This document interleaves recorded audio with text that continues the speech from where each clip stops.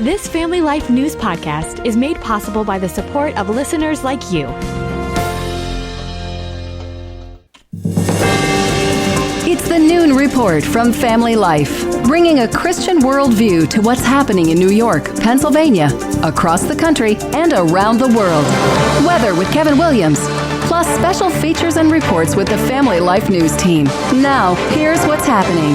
Better late than never. Good afternoon. New York finally has a state budget, albeit a month overdue. That $254 billion spending plan includes new cell phone restrictions at school. Governor Hochul says the bell-to-bell ban, which takes effect in September, will improve academic performance and enhance students' overall mental health. We protected our kids before from cigarettes, alcohol, and drunk driving, and now we're protecting them from addictive technology designed to hijack their attention. Cell phones have dragged too many of our kids into dark places, but together, with this change in policy, we're helping them climb back into the light. The budget includes a tripling of the child tax credit, free community college for older New Yorkers, inflation refund checks, and increased penalties for those who wear masks while committing crimes. The other big story today, the weather. We've got some stormy weather headed our way.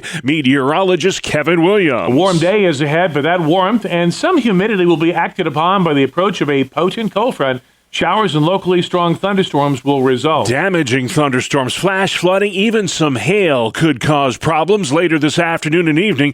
Tony and Sweeney with the National Weather Service in Buffalo. With some of these stronger thunderstorms, we could see the potential for wind gusts as high as 60 to maybe even 70 miles per hour. And Sweeney says, don't be surprised if we see some tornadic activity from this storm system later today. President Trump crossing the 100-day milestone of his second term today. Presidential spokeswoman Caroline Leavitt. After building the greatest economy in the world in his first term as president, President Trump is in the process of doing that all over again. NBC's Steve Kornacki says the president gets high marks for his border orders, but he's underwater when it comes to the economy. On inflation, cost of living, look at this, on average, 37% approve of Trump. Tariffs not going over well either. Less than half of voters like the job the president's doing 100 days in. Former White House press secretary Ari Fleischer takes that with a grain of salt. The average of all the polls shows that Trump has a 45% job approval. That is not bad. In our modern polarized era, a 45% job approval is not the stuff of doom, gloom, negativity, or decline. It's just the way modern politics is. Trump marks his 100 days in office with a campaign-like rally today in Michigan. Carney cleans up in Canada. Liberal Party leader Mark Carney has won the prime minister's race in a race that was dominated by U.S. politics. President Trump is trying to break us so that America can own us. That will never, ever happen. While liberals won the PM's race, it remains to be seen whether they'll own an outright majority in Parliament. 55,000 L.A. County public workers are on strike today. The two-day walkout will impact services for 10 million residents, many of whom are dealing with wildfire devastation. 4 children between the ages of 4 and 18 were killed yesterday when a vehicle plowed into a building housing an after-school program in central Illinois.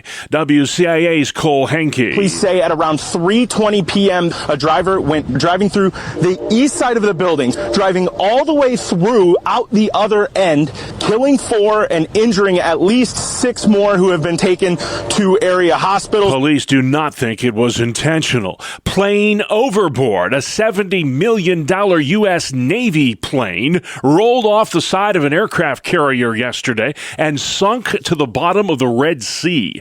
It happened aboard the USS Harry Truman. That Super Hornet fighter jet and the vehicle towing it were both pulled into the water. The state of Texas is looking to crack down on sale of mail-order abortion drugs.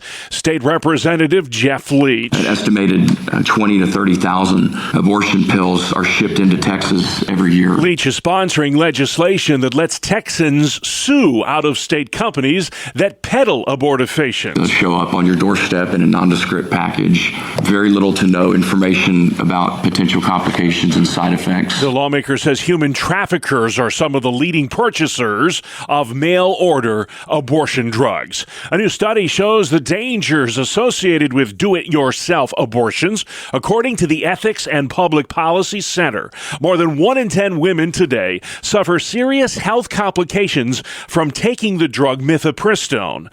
Researchers analyzed health insurance records on nearly 900,000 drug-induced abortions over a 5-year period. More than half of all abortions today are done through drugs like mifepristone. Still to come on the Noon Report for Tuesday, border czar in the Flower City. Wire PA suffers a setback. And what can $254 billion buy? We'll take a closer look next. Good afternoon. I'm Kevin Williams. Keep an eye on the sky. Thunderstorms will be rolling through the area over the next 12 hours. Some will pack a wallop.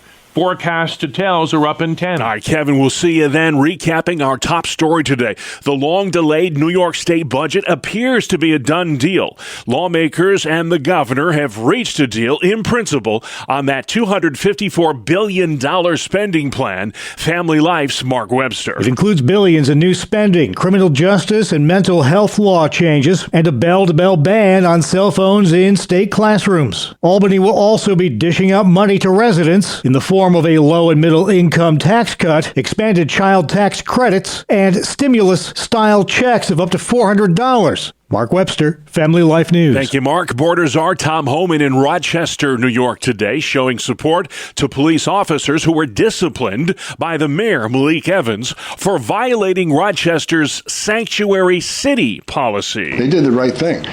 Law enforcement responding to emergency assistance from law enforcement. So I'm going up there to support the men and women of law enforcement, the men and women who carry that badge and gun every day. They're working the streets at 2 a.m. while we're all sleeping. The Rochester cops helped Border Patrol agents arrest several illegal immigrants during a traffic stop in March. I don't think any elected mayor should want public safety threats, those illegally in the United States, public safety threats walking through the community. The communities don't want public safety threats walking around their communities either. And that's what it's all about, and that's why I'm going. Rochester sanctuary city law has been on the books since the 1980s. The Trump White House calls that law illegal because it interferes with federal immigration enforcement efforts. Healthcare workers who decline to get the flu shot will no longer need to mask up in New York. Health Commissioner Dr. James McDonald says that's because the flu is no longer prevalent in New York. The masking requirement for healthcare workers has been dropped at hospitals, nursing homes, and at adult care facilities. 200,000 Pennsylvania homes and businesses are still plagued by unreliable internet service. Despite a $1 billion effort to get the Commonwealth connected, there's a disconnect in the Wire PA program. Not a single person in Pennsylvania has gotten 1 foot or 1 mile of cable built to them. That's Todd Eachus. He runs the Broadband Communications Association of Pennsylvania. Eachus says getting residents hooked up has been held up over how much to pay the cable guy. Chris Anderson is president of a local electricians union. We have trained our members to do from the holes to the poles and everything in between. He says paying workers has become an obstacle in the entire Wire PA program. Todd Eachus says they're not technically electricians, so they shouldn't make as much. But Chris Anderson disagrees. I think that's highly offensive and it's counterproductive. Because of this wage fight, broadband upgrade efforts are very much in jeopardy in the Keystone State. State Representative Jamie Barton. If we stall on this, the Trump administration could very well say, hey, you obviously, Pennsylvania, you don't need this. In many ways, there is a gigantic opportunity to be successful here that Pennsylvania could potentially squander. Tadicca says Pennsylvania ranks 17th in the country when it comes to reliable internet service. New York State, by contrast, is 6th. Former TV anchor woman Janelle Stelson expected to run for a second time against Pennsylvania Congressman Scott Perry. She lost last November to Perry by 5,000 votes in the 10th congressional district. Perry has represented that district in Central PA since 2013. The Cook Political Report has deemed his seat one of 18 toss-ups going into the 2026 midterms. A Western Pennsylvania funeral home director facing criminal charges today. Police say this guy scammed people who paid him to have their pets cremated. We get the details from Family Life's Brian Query. Authorities say 70-year-old Patrick Verub, owner of Verub Funeral Home and Eternity Pet Memorial, took money for pet cremations and burials, but often dumped animals in a landfill instead. He allegedly collected nearly $660,000 from customers. He's accused of giving customers ashes from other animals and falsifying records. The state attorney general's office has identified more than 6,500 victims. Verub surrendered Monday and faces multiple felony charges. A preliminary hearing is set for May 9th. Brian Query, Family Life News. Thank you, Brian. Spoiled sports in Central New York. The West Hill High School boys varsity lacrosse team in Syracuse will not be taking the field today. Their game against Skaneateles has been postponed as the Onondaga County Sheriff's Department investigates reports of a possible hazing incident involving team members. More sports next. It's the 2-minute drill right here on Family Life. Good afternoon, I'm Randy Snavely. Bob, it was a sweep of epic proportions. It's humbling enough to get swept in a playoff series, but to lose Game 4 by 55 points. That's what happened to the Miami Heat last night on their home court. 138-83, the final. The Cleveland Cavaliers are moving on to the next round, where more than likely they will face the Indiana Pacers, who are up 3-1 in their series with the Milwaukee Bucks. Out west, the Golden State Warriors held on to defeat the Houston Rockets 109-106. They are now up 3-1 as that series heads back to Houston. In our nation's capital, Brandon Nimmo had the game of his career for the New York Mets. He went 4 for 6, belted 2 home runs, one of which was a granny, and he drove in a franchise-tying record 9 runs. One guy gets 9 RBIs. That is incredible. The Amazons won this one going away 19-5. The Orioles snapped their 3-game skid, edging the Yankees 4-3. Ryan O'Hearn, the big blow. For the O's, he hit a 3-run shot. Elsewhere, your winners were the Twins, Athletics, Astros, Reds, Braves, and Dodgers. On the ice, 2 goals in 11 seconds by the Florida Panthers, wiped out a 2-1 deficit in the third period. And the Panthers added another one to double up Tampa Bay 4-2 and go up 3-1. 9 seconds into the game, your team already has a lead. Wyatt Johnston turned the trick, and he added another goal to help the Stars to a 6-2 win in the pivotal 5th game of their series with Colorado. Dallas now up 3-2.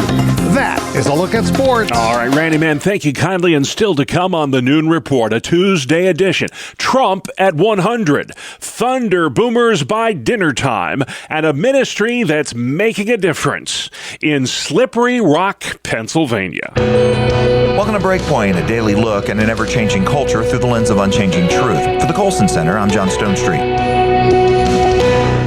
Last week on PBS News, Dr. Marty Makary, the new commissioner of the Food and Drug Administration, was asked whether he planned to impose restrictions on the distribution and use of mifepristone and misoprostol in chemical abortions. The FDA approved mifepristone for chemical abortions back in 2000 after a selective limited study determined that it was, quote, safe and effective. And since 2016, citing that conclusion, the FDA has eroded virtually all safeguards on chemical abortions.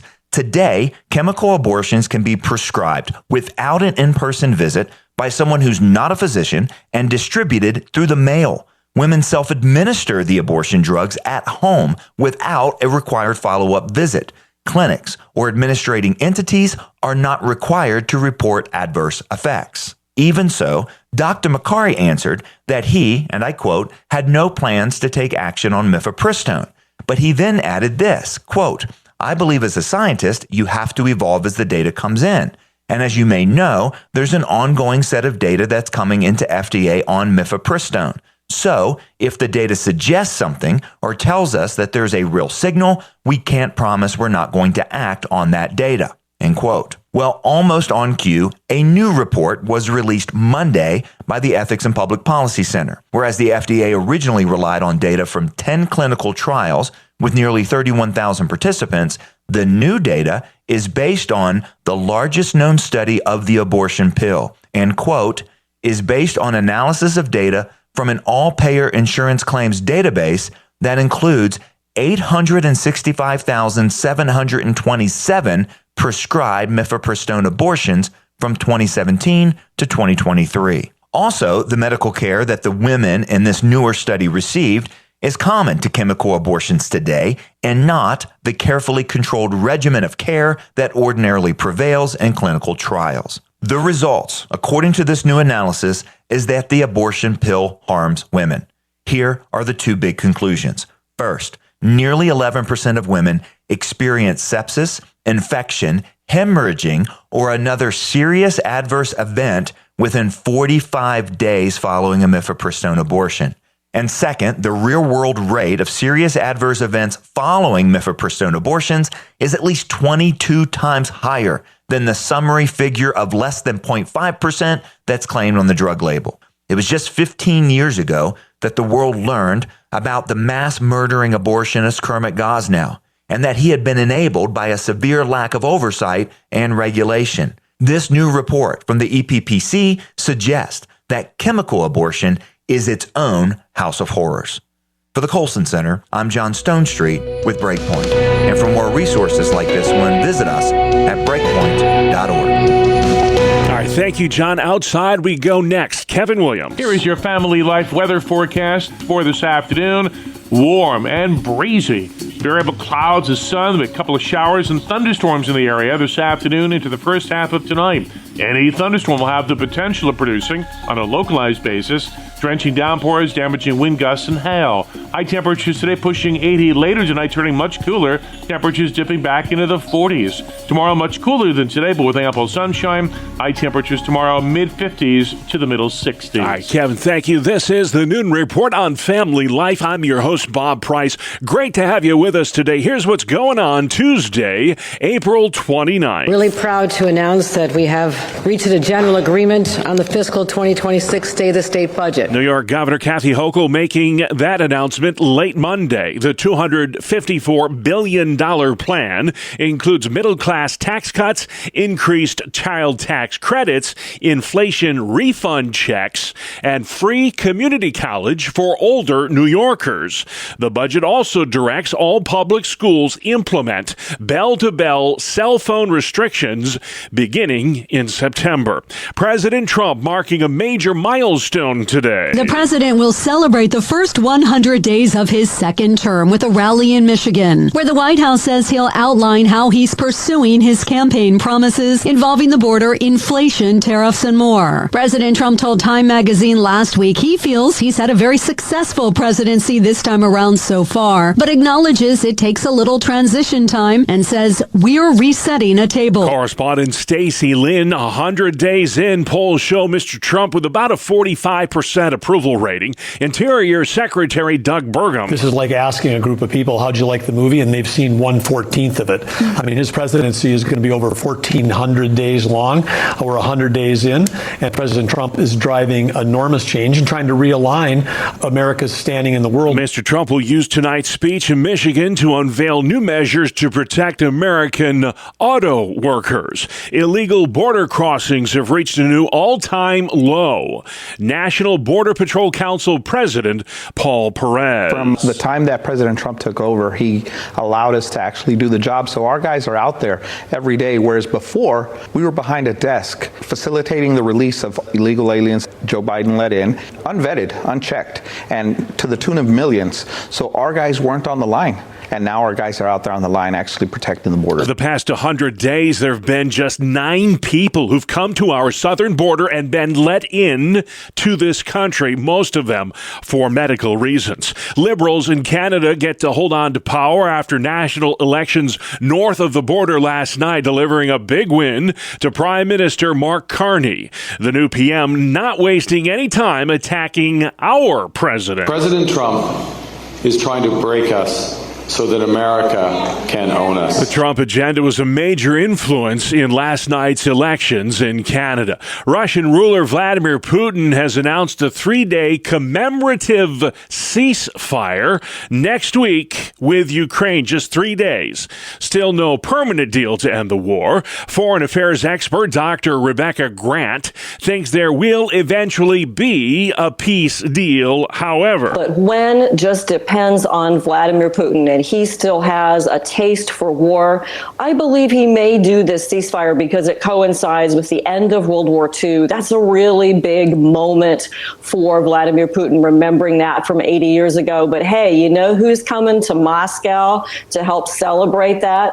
Xi Jinping of China. The 3-day ceasefire marking the anniversary of the end of World War II will be observed May 8th through the 10th.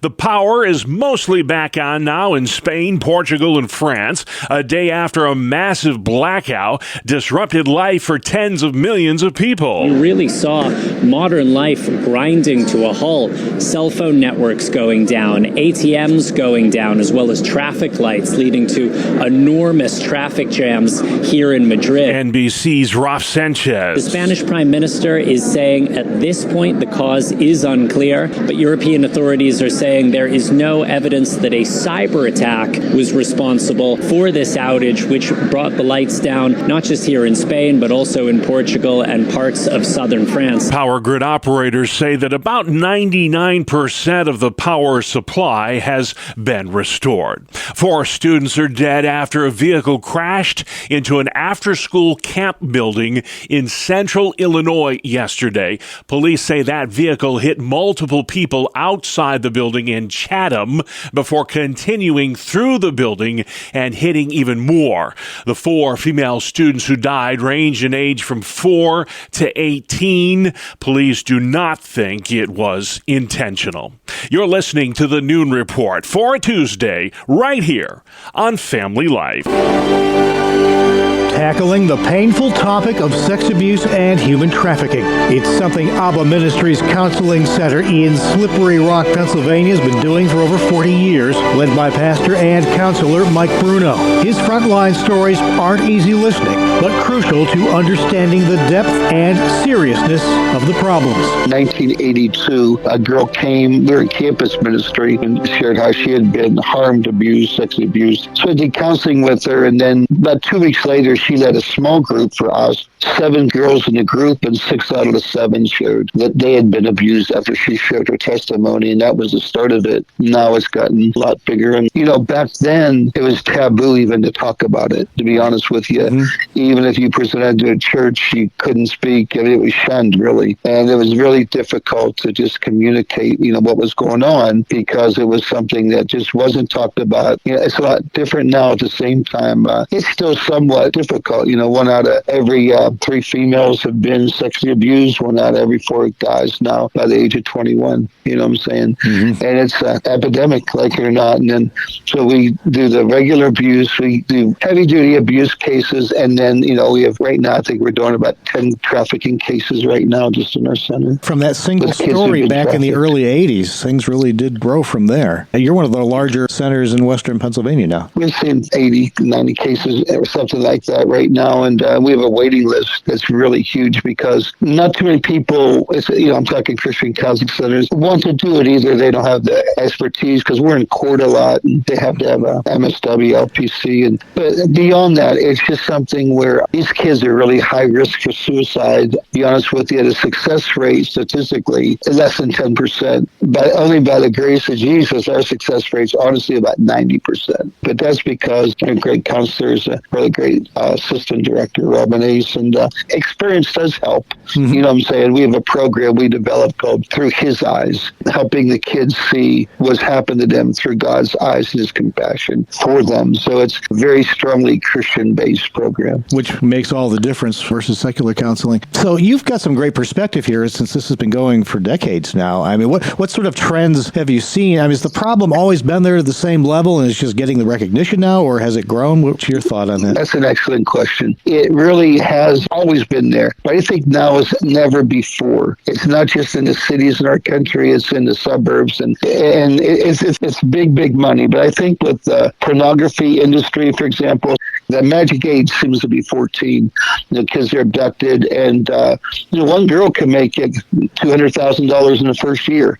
Now it usually goes down as she gets older. Mm-hmm. Now it might be hard to believe, but they have people that are waiting for kids. They're ordered. It's very prescribed. Some of it's from gangs. It's very well organized. The kiddie porn industry has grown exponentially. Many kids coming in. They're 3 years old, 5 years old, 7 years old, 8 years old. It's horrendous, but it's real. I can give you a testimony of a girl trafficked since she was 3. I think we got her when she was 14.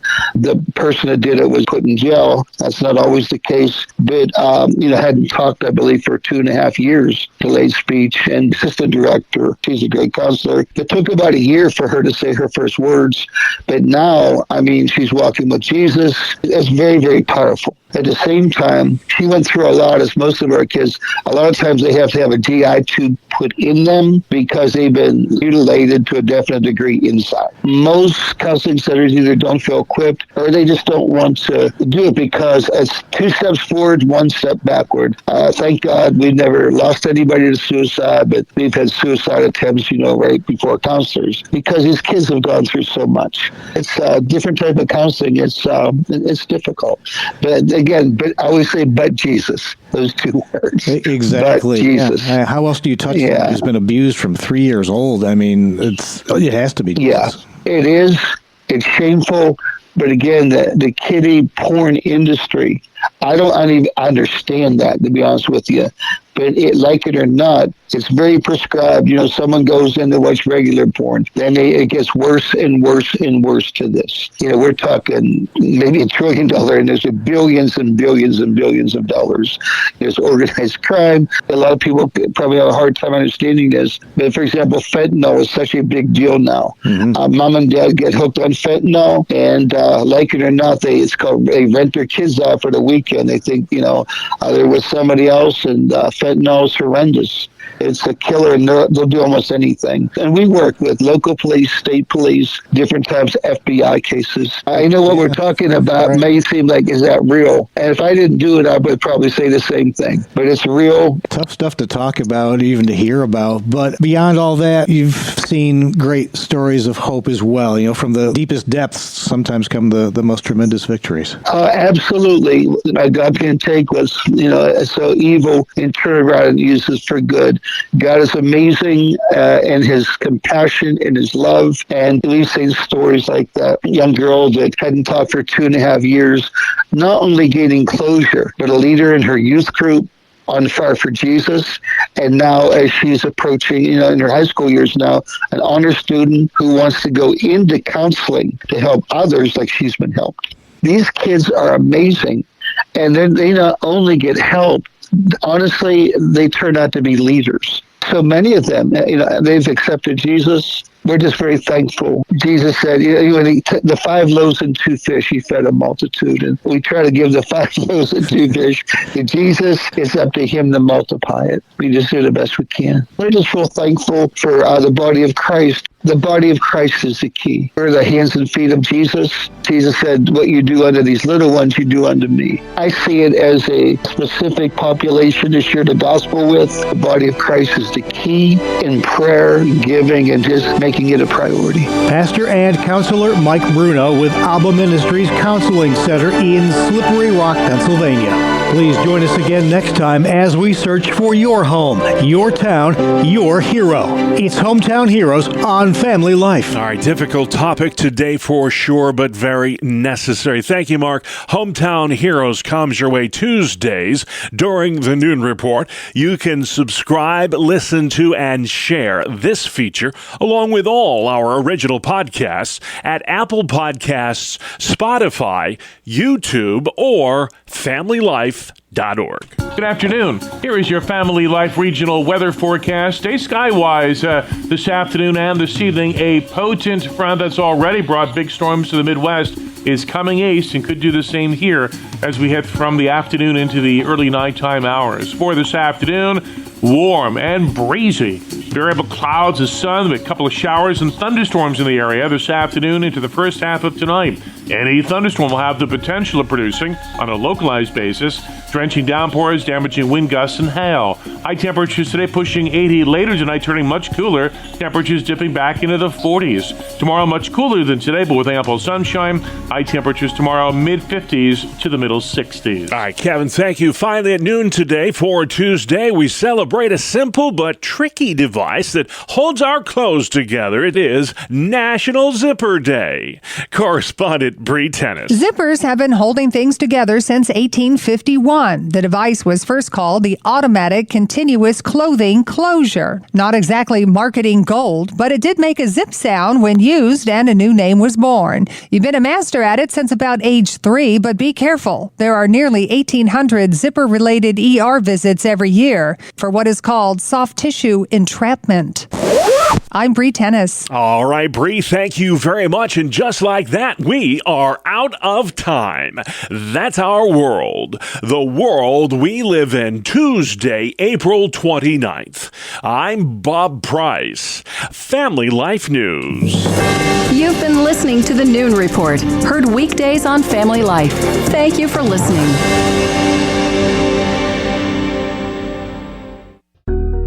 Thank you for listening to this Family Life News podcast. If you've been encouraged by what you've heard, please share it with others and click the subscribe button to automatically receive future episodes.